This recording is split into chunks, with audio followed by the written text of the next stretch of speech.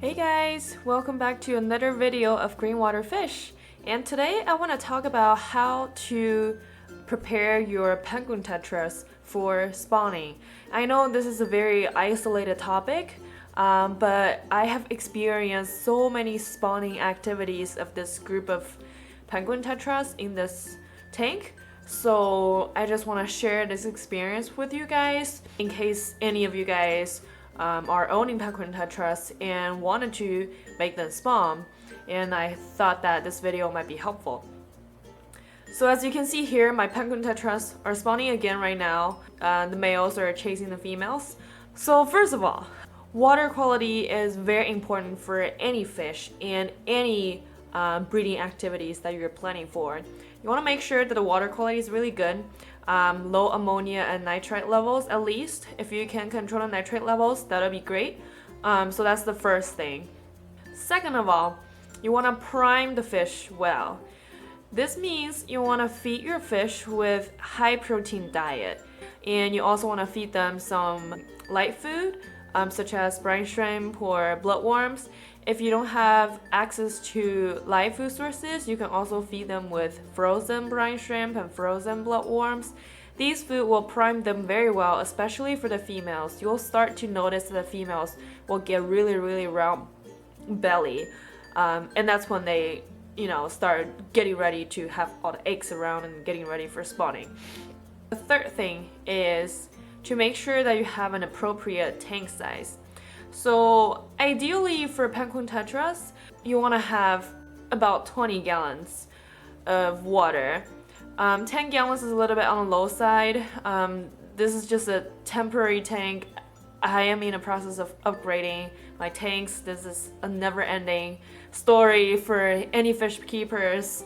You guys know what I mean. But these guys cannot wait for a bigger home to come. They are just getting along so well and spawn so many times. For penguin tetras, you want to have a group of them. You want to have a group of 4 to 6 to 8 so that you have some females and some males, and you want to put them according to your group size in 10 to 20 gallon tank size. The reason why you want to have such a big tank for a penguin tetra is because, first of all, this fish is highly active. They swim really fast, they require a large amount of water, and second of all, the male penguin tetra can let out a lot of milk each time during spawning activities that it could potentially foul the water. One time after spawning, I can see the water in my tank turn from being clear to almost cloudy whitish color, and I had to do a water change right after that because the water kind of smelled funny too. So that's another reason why you want to have a bigger tank size, just so that the whole spawning activity is not gonna foul the water too much.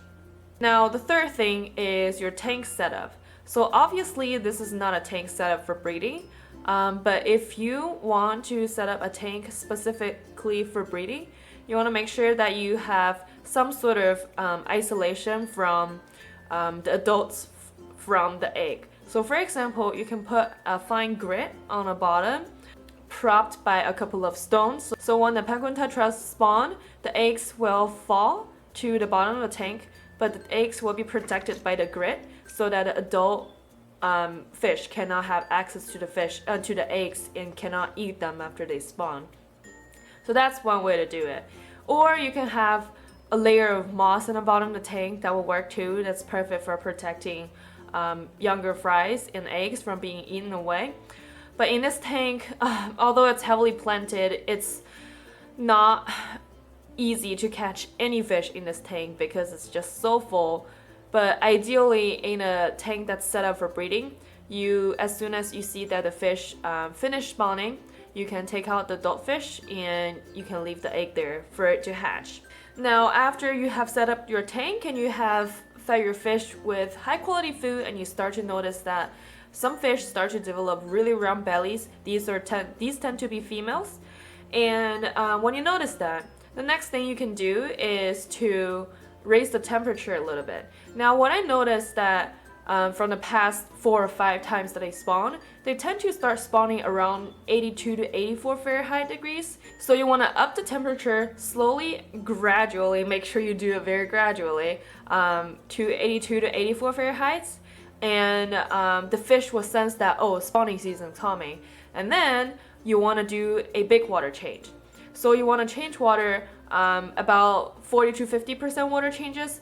I wouldn't recommend changing water more than that because I don't want to stress the fish too much. But when you change so much water at one time with the higher temperature, that's a signal for the fish for them to know that there's rain. When they're in the river, when the rain season comes in the tropical area, the fresh water gets into the river, and that changes the water parameter very drastically, changes the pH, changes the KH, changes everything. So that's when they sense that there's rain coming and the temperature is high, so they're ready for spawning. So that's a key for prepping the penguin tetras for spawning: temperature and big water change.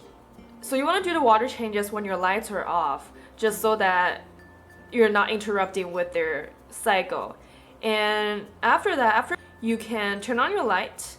That's a signal that the day begins. And after a few hours of your light is being turned on, the fish will usually start spawning, because they usually spawn in the morning, and they tend to finish within 3 or 4 hours. So after you see that the fish kind of slow down and stop spawning, and that's about a time that you can take the fish out. Now, one thing that you want to pay attention to is that the eggs and the fries, especially the young fries, are very sensitive to light.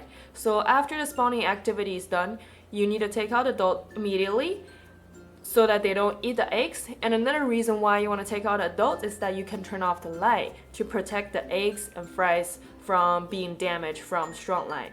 And ideally you want to keep some sort of drape over the tank so that the tank doesn't get light for the first 3 to 5 days until the fries are hatched and passing the light sensitivity period.